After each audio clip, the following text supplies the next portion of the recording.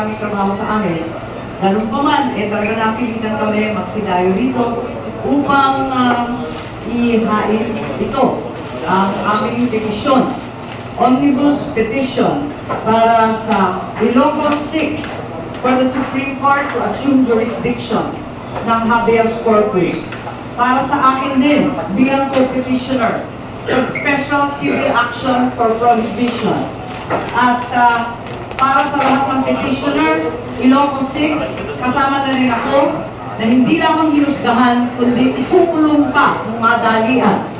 Petition for the writ of amparo. Nandito kami upang ipagtanggol ang Ilocos 6 at ang kalupitan at kanilang pagkukulong na nadanas.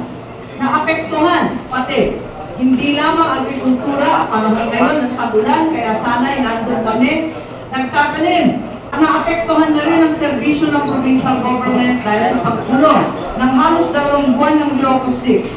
Wala na halos gamot sa 5 ospital at 2 klinik. Kulang-kulang na ang gasolina at ang mga kapulisan ay nagre-reklamo ng todo.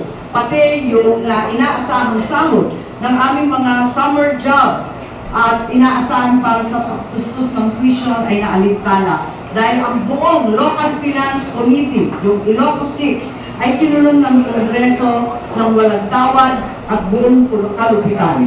Sabi nga, kung may terorismo sa Marawi, meron namang hostage crisis dyan sa Kongreso. Hinostage na ang buong finance ng Ilocos Norte na ginawang bihag ang 5 lola at 1 lolo. At matatanda ng aking abogado. Si Lola Eben ay 64 years old, pinagpilitan ko na i-extend, magre-retire ngayon. Dapat nag-i-enjoy ng apo at bahay, subalit andyan, nakakulong. Yung grupo namin, walang ginawa kundi puspusan na tumatalima sa batas. Nag-e-effort kami na sumunod sa lahat ng proseso. Kung kailangan pumunta sa Court of Appeals, pumunta kami para sa habeas corpus. Pumunta rin kami para humingi ng piyansa dahil nga sa kalusugan at sumasamang kalagayan ng ating mga Ilocos 6. Ngunit hindi kinilala ng ating Kongreso. Ang mga kagalang-galang na congressman ay sabi ang Court of Appeals ay walang bisa. Sabi nga, not once, not twice, but 3 times dinify ang order of the Court ng Congress to produce and then release the Ilocos 6. Kaya ngayon, pilit kami pupunta sa Korte Suprema, wag sanang papalag ang ating mga justices dahil sila ang huli at kataas-taas ng hukuman.